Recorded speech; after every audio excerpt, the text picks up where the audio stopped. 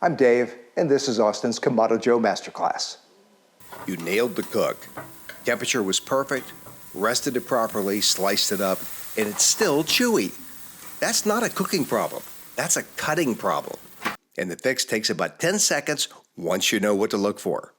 Today I'm going to show you how to cut a steak against the grain, what it means, why it matters, and the exact technique that transforms a tough skirt steak into something that melts in your mouth. Let's start with the basics. Every piece of beef has muscle fibers running through it.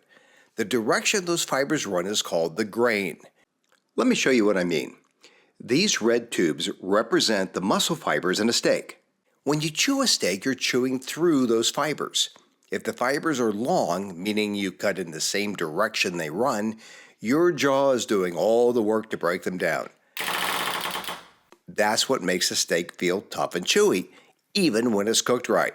But when you cut across those fibers, perpendicular to the grain, you shorten them. You go from fibers that are 3-4 inches long down to 1/4 inch, and that means your teeth barely have to work. This technique matters for every cut of beef, but it is absolutely critical for skirt steak, flank steak, and flat iron steak. These cuts have more connective tissue and longer fibers, so proper slicing is the difference between tender and tough. Here's the step most people skip, and it's the most important one. Identify the grain direction before the meat goes on the grill. After cooking, the surface of the meat changes. It darkens, the fibers contract, and that clean line pattern you can see on the raw surface becomes much harder to read. Find it now while it's easy. On a flank steak or a skirt steak, the grain is obvious. It looks almost like wood grain, long parallel lines running lengthwise down the cut. Flat iron, same thing. Long, clear grain pattern running the length of the muscle. Now, brisket is where people get into trouble. On a whole brisket, the grain can actually change direction between the flat and the point. They're two separate muscle groups. Before that brisket goes into your Kamado Joe, take a sharp knife and cut a small notch at a 45-degree angle into the thinnest end of the flat. Just a small notch, nothing that wastes meat. After a 12-hour cook, that notch will still be visible, and it will tell you exactly where to slice. Before you cut anything, let the meat rest. When you pull a steak off a hot grill, the muscle fibers are still contracted, and the juices are pushed to the center of the meat. Give it 5 minutes minimum for a steak, 10 to 15 for a larger cut like a tri-tip. That rest allows the fibers to relax and the juices to redistribute. Then place it on a sturdy cutting board. You need a sharp knife. A dull knife doesn't cut, it tears.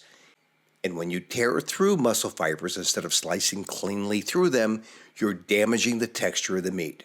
You work too hard on that cook to let a dull blade undo it. A slicing knife is ideal. Long, thin blade, smooth edge. A sharp chef's knife works well too.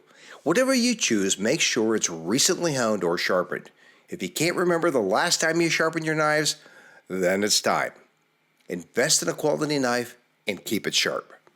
2 angles, both matter. First angle, position your knife at 90 degrees to the grain. You're cutting across the muscle fibers, not along them. Second angle, tip the top of your knife away from you so the blade is 45 degrees to the cutting board. Sharp edge pointing away from the hand that's holding the meat. Why does the 45-degree tilt matter? Surface area. A straight down cut gives you a narrow slice. A 45-degree tilt gives you a wider, longer slice face. More surface area means more tenderness per bite. And make your slices thin, especially on a skirt steak and flank steak, about 1/4 inch. The goal is to make those muscle fibers as short as possible. For cuts with more than one muscle group, like hanger steak and whole brisket, the grain doesn't run the same direction through the entire cut. On a brisket, I always separate the flat from the point before slicing. The flat runs one direction, the point runs a different direction. If you try to slice a whole packer brisket in one continuous motion without accounting for that, you will get tough slices, guaranteed. Separate the two muscles. Slice each one against its own grain. Quick note, not every cut needs this level of attention. Ribeye, New York strip, T-bone, and filet mignon are all already cut across the grain.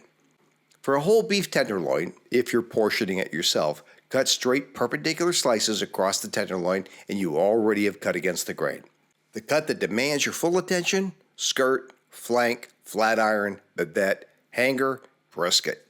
Cutting against the grain is not complicated. It's a skill, and like any skill, it takes 1 or 2 repetitions before it becomes automatic. Try it on your next flank steak or skirt steak and let me know in the comments whether it made a difference. I invite you to check out my Kamado Joe Owner's Handbook. This is a 100-plus page book that I've written that covers everything that you need to know about operating the Kamado Joe. It includes setup, seasoning, temperature control, troubleshooting, maintenance, and a lot of other pro tips and techniques. Hey, if you liked the video, please subscribe and watch my Kamado Joe 101 playlist right now.